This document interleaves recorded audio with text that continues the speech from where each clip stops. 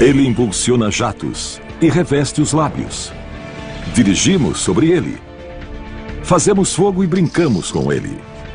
Da camisa que vestimos, as telhas de nosso telhado, dependemos dele.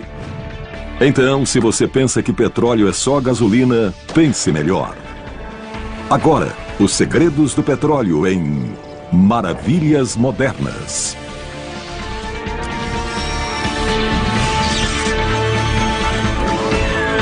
Maravilhas Modernas. Você ouviu bem. O mundo como o conhecemos está chegando ao fim. Suprimento incerto e demanda crescente tornaram o petróleo barato uma coisa do passado. Mas preços mais altos na bomba de gasolina não são o único impacto a longo prazo.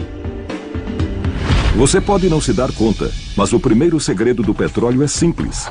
Ele está em toda parte. Podemos falar do asfalto à aspirina, de cosméticos a computadores, de capacetes a válvulas cardíacas, de vidro blindado a cortina de chuveiro, de guarda-chuva a embalagens e tudo o mais.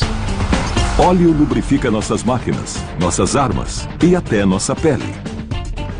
Ele agrega materiais em estradas e casas. E provê materiais químicos para a fabricação de plásticos, borracha e fibras sintéticas. Olhe à sua volta. 30% dos televisores são feitos de materiais derivados de petróleo. Pelo menos 50% de seu tênis. Quase 100% de sua roupa de exercício. E também o detergente usado para lavar isso tudo. Lentes de contato também. Escova de dente idem. Mas espere, ele disse que aspirina era feita de petróleo? A aspirina e muitos outros produtos farmacêuticos têm petróleo por base, como drogas contra o câncer.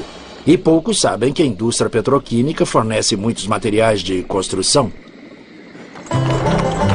Há um século, nada disso era verdade.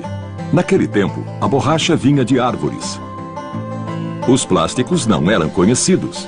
E nosso maior meio de transporte exigia que se carregassem toneladas de carvão. Mas surgiu o motor a combustão. Nossa mobilidade aumentou e o petróleo se tornou rei. Toda a nossa sociedade amadureceu no conceito desse material fantástico, disponível a baixo custo, que pode ser entregue à nossa porta. E dos últimos 100 anos, gastamos 50 criando novos usos dessa grande matéria-prima. Gás natural, petróleo bruto e fazendo acontecer muita coisa mágica. Um barril de petróleo bruto equivale a 160 litros. E os americanos consomem 20 milhões deles por dia. 50% de cada barril são usados para produzir gasolina e outros 15% para diesel. Mas são os 35% restantes que se tornaram a espinha dorsal de nosso mundo. O que o petróleo tem que o torna tão versátil e para nós tão vital?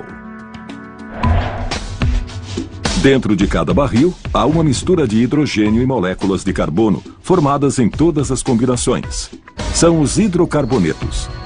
Alguns, como o C1, mais conhecido como metano, são hidrocarbonetos relativamente simples e são considerados leves. Combustíveis de automóvel têm cadeias um pouco mais longas, enquanto outros, como a estrutura química do óleo de motor, contêm pesadas e complexas cadeias de 50 ou mais átomos de carbono. Separando as moléculas do petróleo bruto, criam-se poderosas fontes de energia, como gasolina e diesel. No que resta, permanece uma grande variedade de químicos básicos conhecidos como matérias-primas.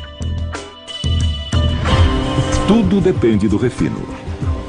O que uma refinaria faz é pegar o petróleo bruto e rearranjar as moléculas através de vários processos, ou para fazer gasolina, ou fazer diesel ou combustível de aviação, ou para fazer outros produtos acabados usados em construção e em muitas indústrias. A Valero Oil é a maior refinaria de petróleo da América do Norte.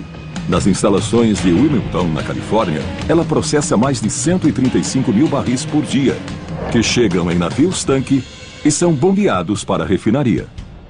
Esta é a tubulação onde nós recebemos petróleo bruto. Ele é trazido pela tubulação e entra nos tanques que se vêem aqui atrás de mim. Temos 4 grandes tanques de quase 300 mil barris cada um. Qualquer refinaria é uma grande planta química que faz 4 tarefas básicas: destilação, hidrotratamento, fracionamento e mistura. Cada estágio foi definido para criar a mais pura matéria-prima. O primeiro estágio é a destilação, que separa hidrocarbonetos primários uns dos outros. A destilação é a primeira fase do refino. É onde nós pegamos o petróleo bruto, que vem dos tanques de armazenagem, e começamos a separação inicial. Uma fornalha ligada à torre começa a ferver o petróleo a 370 graus centígrados. À medida que o calor aumenta, diferentes moléculas de hidrocarbonetos começam a se vaporizar a diferentes temperaturas. Já separados, os vapores sobem pela torre, se resfriam e se condensam, e são depois removidos em níveis específicos. Os hidrocarbonetos mais leves, como os gases usados para fazer aspirina, vão para o topo, enquanto os mais pesados, usados em óleo para motores e asfalto, ficam embaixo. Como resultado, o material original, petróleo, foi separado em várias frações. O que se obtém do fracionamento do petróleo bruto é o que estamos vendo aqui. Começando com o produto mais leve. Nós temos o gás natural, que tem que ser armazenado sob pressão, neste recipiente aqui. Temos a gasolina leve, uma gasolina mais pesada chamada nafta. Nós temos o combustível para aviação, nós temos o diesel, temos os produtos de gasóleo e temos os resíduos, como o asfalto, ou neste caso, o coque de petróleo. Nada do que sai da torre de destilação é um produto acabado. Todos vão requerer outros processos. Depois de mais de 1 milhão de anos sob a Terra, os produtos devem ser limpos de contaminantes, principalmente do enxofre. Neste processo, nós misturamos hidrogênio ao óleo, que depois passa por trocadores de calor e passa pelo aquecedor, onde a temperatura é elevada a 370 graus. Então ele passa por um catalisador, que junto com o hidrogênio remove os contaminantes do óleo antes dele seguir para um novo processo. O resultado é um produto sem contaminantes, como este combustível de aviação. A maioria dos aeroportos mantém uma tubulação direta com refinarias locais.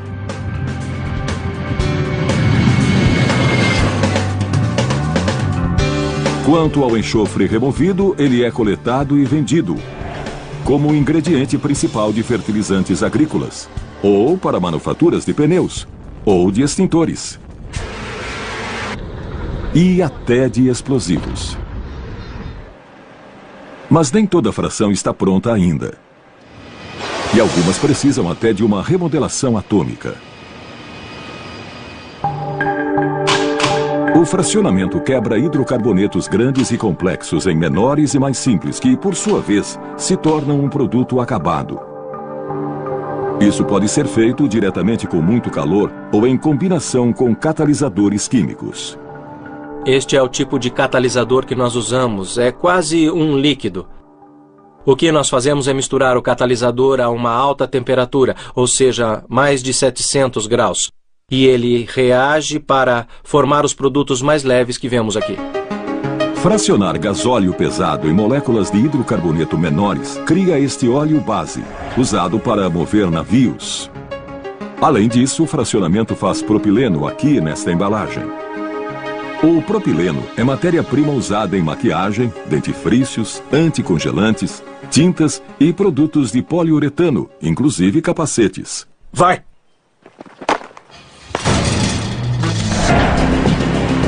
Nenhuma refinaria nova foi construída nos Estados Unidos desde 1974. Só aumentando sua eficiência, as refinarias puderam atender a crescente demanda. Nós não jogamos nada fora. O barril de petróleo bruto é um recurso valioso demais para não tentarmos tirar tudo o que podemos dele. Tratamos de usar 100% do barril. Através de sua história, a indústria usou descobertas casuais para fazer produtos úteis de algo que parecia lixo. A cera que saía do uso das brocas de perfuração muitas vezes obstruía os mecanismos. Ao ver que os trabalhadores usavam a cera como bálsamo para cortes, o químico Robert Chesbrough começou a brincar com ela. E mais tarde, chamou o novo produto de vaselina. Com outra origem, hoje em dia um pote de vaselina é vendido a cada 39 segundos, como um subproduto do refino de lubrificantes de petróleo. O coque de petróleo, um resíduo que sobra depois que se retiram outros fracionamentos, foi dado como inútil, até que foi usado em metalurgia como combustível de fornalhas. O lixo é um recurso. Começaram a procurar e acharam usos para os vários subprodutos que foram criados no processo de refino. Em 1910, o proprietário de um Ford T pediu ao cientista Walter Snelling que examinasse os vapores do escapamento de seu carro. 2 anos depois, Snelling patenteou sua nova descoberta: o propano. Propano é desses combustíveis que ninguém sabe o que está fazendo. É um subproduto. E fomos capazes, basicamente como indústria, de construir um negócio sobre um produto que no começo da indústria era um tipo de coisa literalmente descartada como lixo. O propano surge em múltiplos estágios do refino. Pense nele como um presente. É um hidrocarboneto rico em energia. Tem 2,75 vezes mais hidrogênio por molécula do que o gás natural. É também um combustível que queima de forma limpa e com ótimo custo. O propano produz 18 a 24% menos CO2 do que a gasolina. Hoje, 17 milhões de lares usam propano para aquecimento, para cozinhar e gerar força. Fazendas orgânicas usam o calor do propano para secar sementes nos campos e para desinfetar currais sem o uso de químicos. E mais de 50 milhões de lares usam propano para acender a churrasqueira. Imaginem que 2% de todo o mercado de energia são usados por mais de 50 milhões de pessoas só para o churrasco.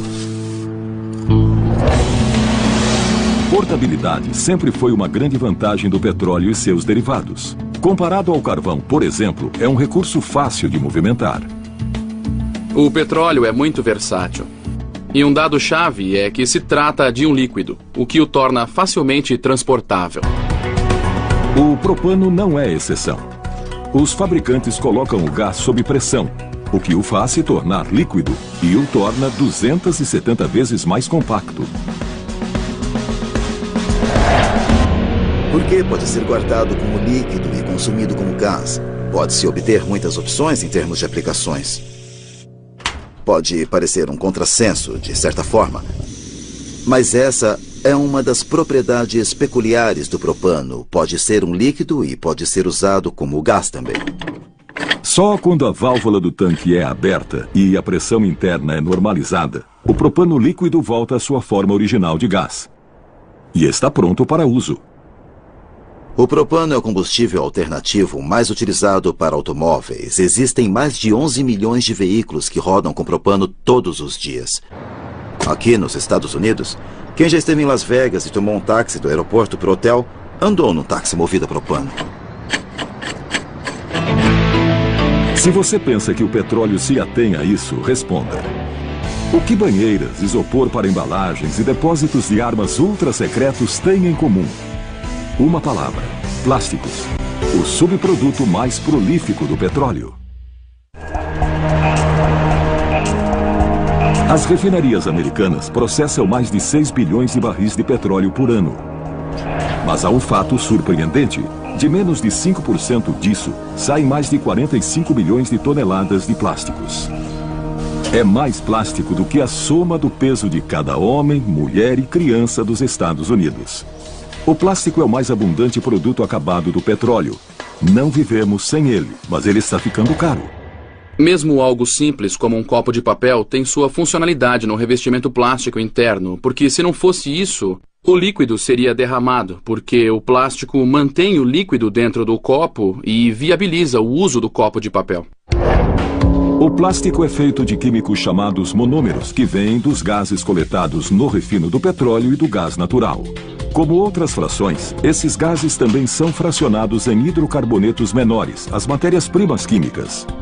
Com 7 matérias-primas básicas, incluindo o etileno, o propileno e o benzeno, se fazem quase todos os plásticos produzidos no mundo. O nylon é um exemplo em que podemos mostrar como isso é feito. Nós estamos pegando um diácido e agora vamos adicionar uma diamina.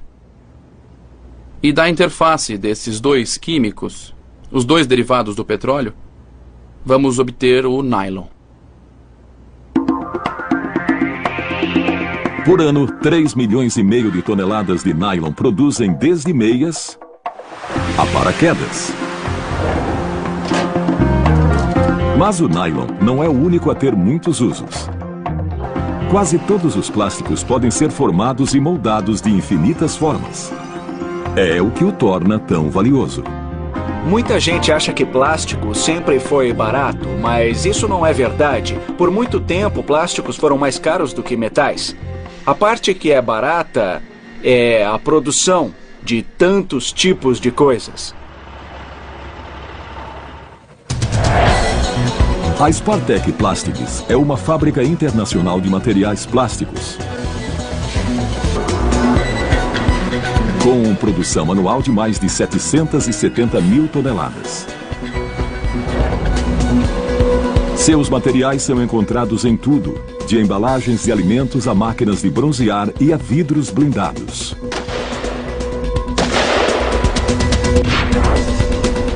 Sua fábrica de La Mirada, Califórnia, faz principalmente plástico em folhas e bobinas, usando 2 dos plásticos mais importantes.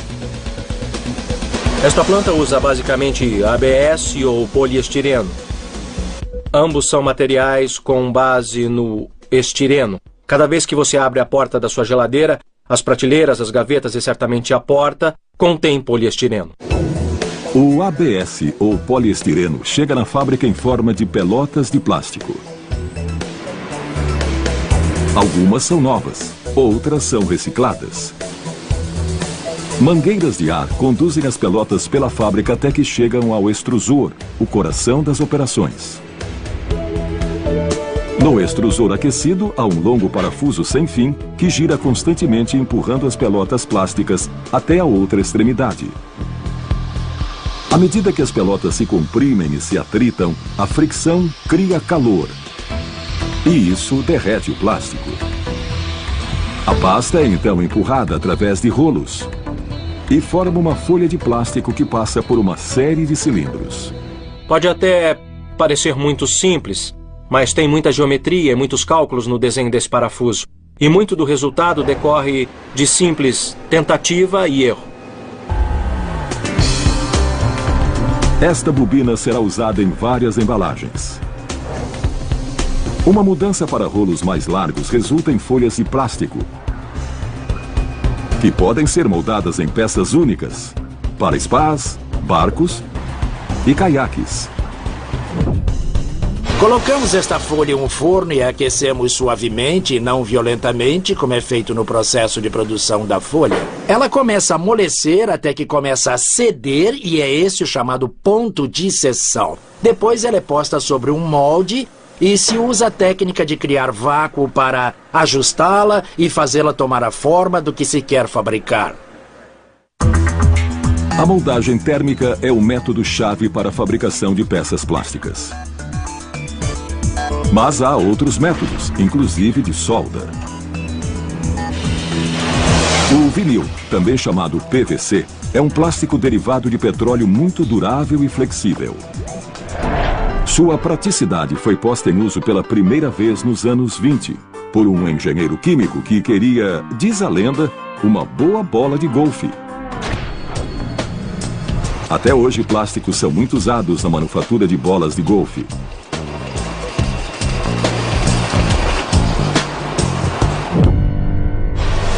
E as vantagens do PVC se espalharam pela área industrial, da saúde e militar. Desde 1997, os militares americanos destruíram 55% do arsenal de armas químicas da Guerra Fria. Mas ainda faltam 14 mil toneladas. Em um ambiente cheio de agentes mortais como o gás sarin, a roupa de proteção de quem trabalha aqui significa a diferença entre a vida e a morte. A Vinyl Technology fabrica mais de 130 mil dessas vitais roupas de vinil. A roupa é praticamente 99% material plástico. O visor é de material de carros, de para-brisa de carros conversíveis. Tudo o mais é uma liga de filmes de plástico, especialmente desenvolvida para proteção contra agentes químicos, feita para tornar a roupa impermeável ao agente e para dar ao trabalhador o maior tempo possível de trabalho. Não há partes costuradas ou grampeadas nos trajes. Ao invés disso, as partes são soldadas usando radiofrequência ultra alta para fundir os materiais. Se você olhar, vai ver algumas soldas que dão a volta do perímetro do visor, soldando o vinil à liga, que é um material branco. Todas as juntas são extremamente limpas e estão do lado de fora para conforto de quem usa o traje. Os trajes só são terminados quando os trabalhadores os vestem. Quando o trabalhador se prepara para entrar, veste a roupa e só então é fisicamente isolado ou soldado dentro dela, com máquinas similares às usadas no processo de fabricação. O trabalhador fica isolado, faz seu trabalho, a roupa é cortada para ele sair e é descartada em seguida. O petróleo é eficiente para manter isolamento de químicos mortais. Mas o que acontece se o engolirmos por engano? E há grande chance de já ter nos engolido. 9 da noite, por History. Quando falamos de algo grande, dificilmente haverá maior do que o transportador de esteiras, um veículo que leva o ônibus espacial de um ponto a outro. É difícil imaginar o que esse mastodonte de 2.700 toneladas tem em comum com um relógio de pulso. Mas apesar da diferença de tamanhos, em seus interiores as duas máquinas têm muitas partes móveis. E seja pesando 1 tonelada ou 1 micron, partes móveis precisam de lubrificantes derivados de petróleo. Um lubrificante é desenhado para fazer duas coisas básicas. Uma é evitar o desgaste, e a outra é que partes móveis sempre geram calor. E a lubrificação consiste em extrair esse calor e impedir que as superfícies se atritem. Lubrificantes são feitos de óleos base, frações da torre de destilação. São considerados como as frações mais valiosas, apesar de representarem menos de 8% do que resulta de um barril. Aqui eles fazem muitas coisas, de ajudar a mover o ônibus espacial a direcionar um míssil, a proteger a corrente de serras elétricas.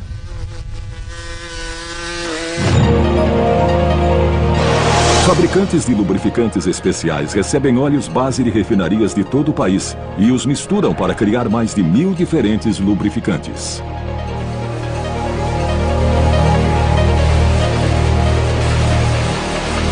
Nós fazemos óleo para motores. É nosso produto número 1, é o que mais fazemos, e fazemos especialidades como fluidos resistentes a fogo, de modo que se houver um vazamento, ele não se incendeia. Nós também fazemos óleos usados em comandos hidráulicos de navios, que movem lemes, baterias de mísseis ou armas. E também óleo de catapulta de porta-aviões para lançar aviões.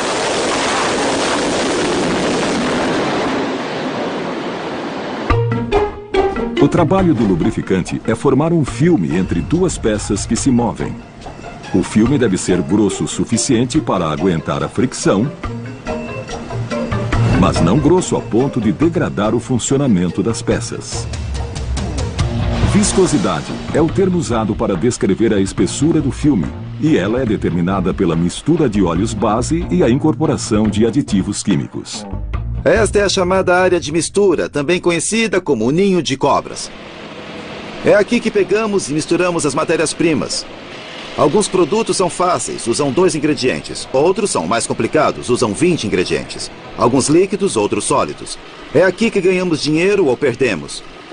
O que dá errado aqui, sai muito caro. Um dos aditivos é ele mesmo derivado de petróleo e é usado para fazer óleo automotivo usado no inverno. Chama-se aumentador de índice de viscosidade e vem em blocos de 22 quilos. Mas observem, ele não é sólido. É um fluido a frio. Se o deixarmos aqui desembalado, quando viermos amanhã de manhã, ele terá se derramado no chão. Parece sólido, mas ainda é um líquido. Um líquido muito grosso e viscoso. O material é picado, aquecido e misturado ao óleo do motor para garantir que ele continue fluido em qualquer estação. Como é uma substância que nos permite usar o mesmo óleo no inverno e também no verão, ela se expande muito rapidamente. No frio, parece um aglomerado de molas de relógio, muito próximas uma das outras. Quando chega a 90 graus, ele se expande e as molas parecem saca-rolhas, ficam muito longas e agem como se fossem fibras, evitando que o óleo flua rápido demais e o torna mais grosso. Assim temos bom desempenho no frio e no calor. Poucos processos são tão automatizados quanto os de produção de alimentos. E as máquinas precisam de lubrificantes especiais, chamados óleos de grau alimento, que podem até ser engolidos. Esse óleo é exigência do governo, porque se acidentalmente óleo vier a cair no alimento, não haverá nada. É um hidrocarboneto extraprocessado extra limpo e é manipulado como óleo grau alimento em embalagens especiais. E ele nunca entra em contato com metais. Se a ideia de comer petróleo o assustou, não esqueça que você também o esfrega pelo corpo. O óleo para bebê que você compra é 100% este óleo, com uma fragrância. Loções para bronzear são 80% dele, com um pouco de emulsificante. Batons são 70% deste óleo, com corantes e um pouco de cera para dar consistência. Este óleo é usado em quase tudo que usamos em nós. Lubrificantes são consumíveis. São usados, substituídos e pronto. Mas com o preço do petróleo em alta, o lubrificante mais comum do mundo, o óleo de motor, pode ter uma segunda vida. Todos os anos são gerados 53 bilhões de litros de óleo usado nos Estados Unidos. Na Evergreen Oil, pegamos o óleo usado e tornamos a refiná-lo, ou pegamos o óleo usado e o repomos em estado de não usado. Calculamos que podemos usar o mesmo óleo umas 20 vezes. Refinar é diferente de recondicionar o óleo de motor. O chamado óleo recondicionado simplesmente é filtrado, às vezes com resultados ruins. A Evergreen estima que um refino maciço poderia economizar até 90 mil barris de petróleo por dia. Isso é óleo usado que acabamos de coletar e trazer para Evergreen Oil. Está cheio de contaminantes, como metais pesados e enxofres. Pode ter uma concentração de halogênios. E está bem sujo. Vamos passá-lo pelo processo de refino e fazer dele óleo reutilizável. Refinar faz o caminho inverso do processo original de refino. Primeiro, o óleo é hidrotratado para remover os poluentes e também os próprios aditivos. Lembra-se do aumentador de índice de viscosidade? No refino, ele é eliminado. O que sobra é então redestilado, voltando a haver uma fração quase pura. Este é o nosso lubrificante base refinado. No processo, todos os metais, os contaminantes e os aditivos foram removidos, e também toda a água e os produtos leves. Ele voltou a um estado quase original. Isto é tão bom quanto o original. A Evergreen processa mais de 53 milhões de litros de óleo usado por ano. Para refinar óleo usado, gasta-se metade da energia necessária para refinar petróleo bruto. Sem dúvida, não é só um bom negócio, é bom para o ambiente também. Mas óleo de motor não é o único produto reciclado quando usamos uma estrada. Há outro, muito importante.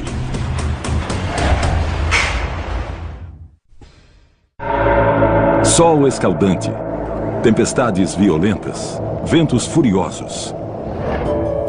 Em qualquer condição, dependemos de nossas casas para resistir à fúria da Mãe Natureza, e em nenhum lugar a proteção é mais importante do que no telhado. Entra o petróleo. Hoje, 80% dos telhados americanos usam placas asfálticas, o material de cobertura mais comum do país.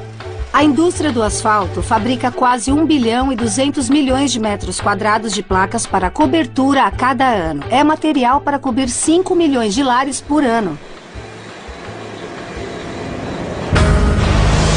Depósitos naturais de asfalto existem há milhões de anos. E os antigos confiaram em suas propriedades pegajosas para construir cidades, barcos e até para embalsamar múmias.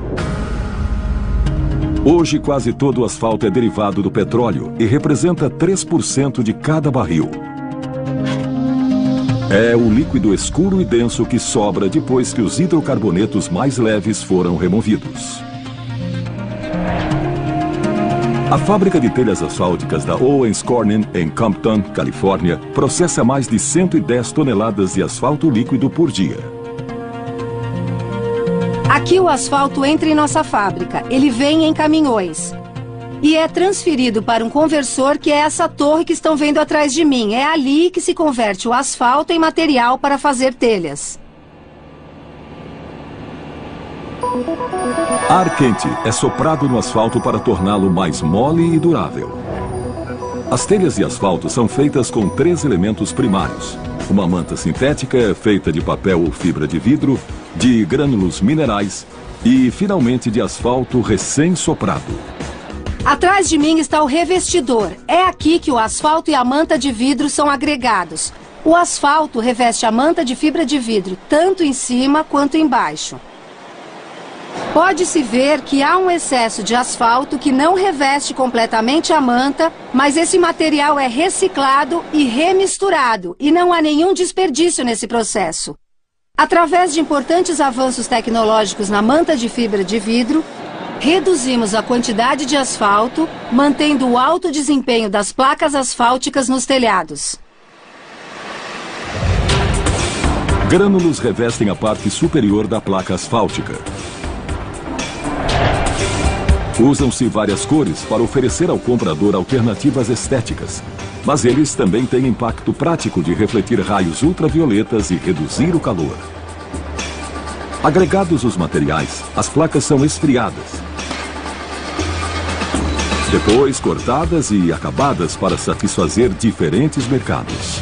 Estamos no final da linha. Esta é uma placa ou telha asfáltica acabada. Podemos ver o asfalto, a manta interna, os glânulos impregnados. Tudo agregado em um produto acabado. Do outro lado, vemos o material de acabamento. Uma tira adesiva para cada placa se fixar a outra no telhado e uma camada de material que impede que uma placa cole na outra na embalagem antes de ser instalada. Hoje, as telhas representam menos de 15% do asfalto que sai da refinaria. Menor quantidade ainda vai para estruturas de construção à prova d'água, como quebra-mares e diques. E para onde vai o resto? Para perto de nós, sob nossos pés. Há 6,5 milhões de quilômetros de estradas nos Estados Unidos, 94% deles de pavimentação asfaltada. A Vulcan Asphalt produz mais de 500 toneladas de material de pavimentação por hora. Nada disso seria possível sem petróleo. Temos de usar o asfalto como aglutinante para segurar o material conglomerado e nos dar a compactação necessária e ajuda a garantir a solidez da pavimentação. É um ingrediente muito importante.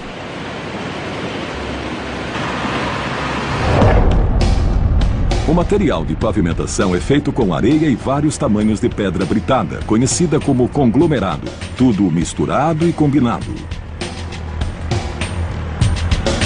Como se vê, são vários tamanhos, pedra de 1,5 centímetros, de 2 centímetros, areia. São os vários tamanhos que usamos na mistura. Para fazer uma boa mistura, deve-se preencher todos os vãos. Não pode haver espaços, então começamos com o tamanho maior e vamos acrescentando os tamanhos menores até que tudo fique compacto. Senão a estrada vai ceder ao peso. E o asfalto preenche os vãos restantes e aglutina o conglomerado. Há a mistura certa para cada superfície. Definida a fórmula certa, o conglomerado é levado a um secador, onde é aquecido a quase 900 graus centígrados. Queremos o conglomerado completamente seco antes de misturar o asfalto, porque asfalto e água não se misturam. Dentro do secador, a Vulcan também coloca asfalto reciclado na mistura, economizando tanto pedra quanto asfalto. Isto é um asfalto reciclado, um dos produtos mais reciclados nos Estados Unidos. Usamos esse material aqui. É uma parte muito importante de nossa mistura para pavimentação. Usamos também asfalto líquido que já foi utilizado. Só então o conglomerado é aspergido com asfalto líquido novo. Após uma vigorosa mistura, o processo está completo. Este é o nosso produto final sendo levado para o local de aplicação. Como se vê pelo tamanho do conglomerado, é uma mistura de pedras de 2 centímetros, que será colocada na pavimentação. Logo vamos dirigir sobre ele. A estrada asfaltada é outro produto do petróleo com que estamos familiarizados. Mas há uma pergunta importante. O que haverá quando o petróleo terminar? History.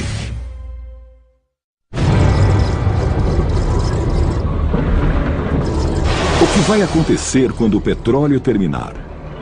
Ninguém sabe a época ou a data, mas um consenso se formou.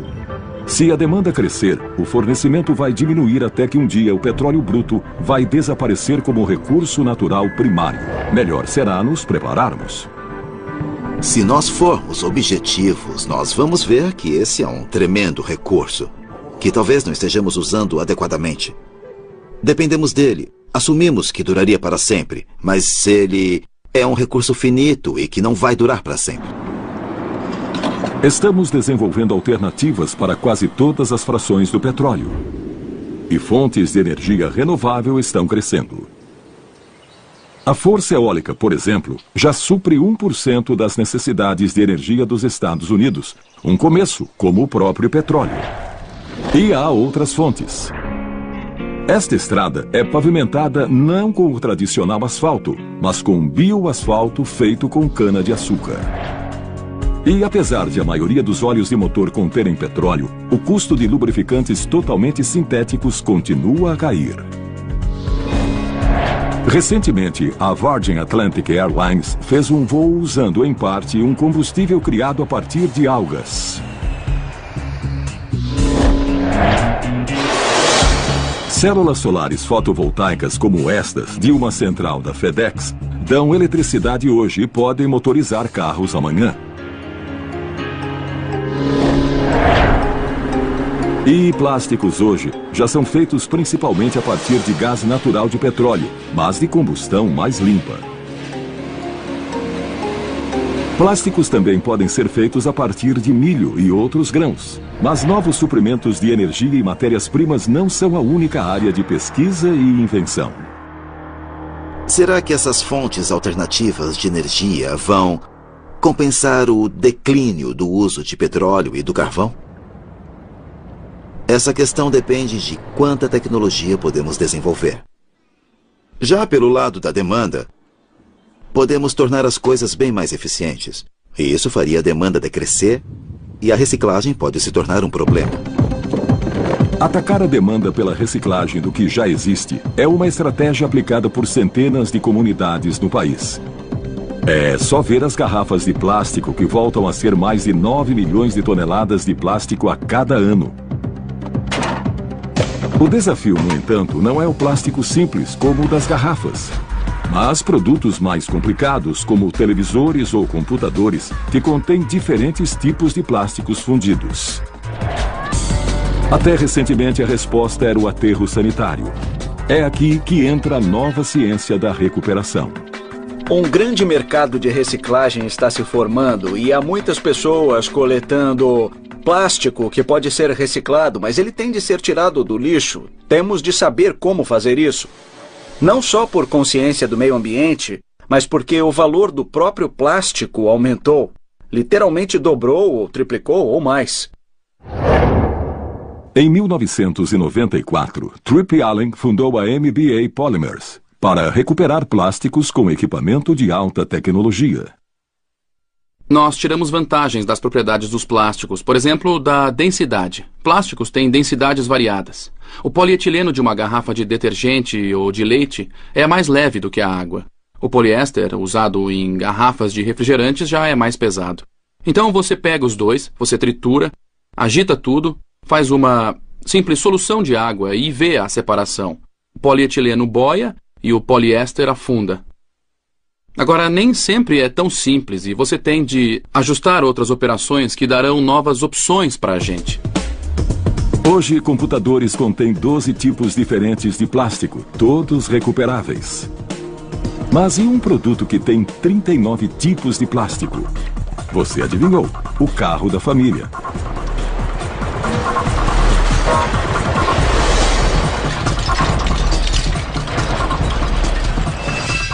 Isto é o que sobrou do carro da família. Quando é triturado, tiram o aço e vários metais não ferrosos e deixam um material que chamam resíduo automotivo. Isso contém de tudo, desde lanternas e seu suporte até pedras e tapetes, uma mistura de materiais. Esses restos são mandados para o lixo. Isto não tem o cheiro ruim de lixo, então usam isto para cobrir o lixo normal. Parece ser o fim da linha. Mas, como um bom explorador, Allen vê ouro nesses montes de lixo. Este veículo usa grande número de tecnologias que, em sua maioria, são oriundas de ideias da indústria de mineração. A Califórnia foi fundada na corrida do ouro, e minerar ouro nada mais é do que catar pepitas brilhantes no meio de uma montanha de outras pedras. O processo começa com o resíduo automotivo passando por uma série de ímãs para remover qualquer partícula metálica. Depois, ele entra em uma série de ciclones ou redemoinhos de água que intensificam a separação por afundamento ou por flutuação dos diferentes plásticos e outros elementos. Separando tudo pela velocidade com que afunda ou flutua, podemos criar inúmeros produtos só usando água. Há muito aço e materiais não ferrosos. Mas há também grande variedade de plásticos que podem voltar diretamente para bens de consumo. Ainda em fase de protótipo, o potencial desse sistema de ciclone móvel está muito claro. E seu uso pode muito bem ser estendido a desafios maiores, como os próprios aterros sanitários. Por enquanto, ele é um lembrete de que em um mundo muito impactado pelo petróleo, a inovação e a invenção também são segredos que não devem ser esquecidos.